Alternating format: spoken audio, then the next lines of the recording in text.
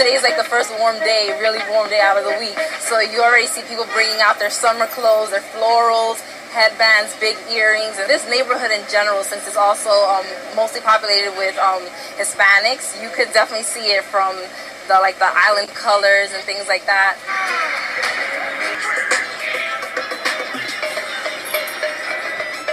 Yankee hat match with everything, no matter what it is. That's a tradition.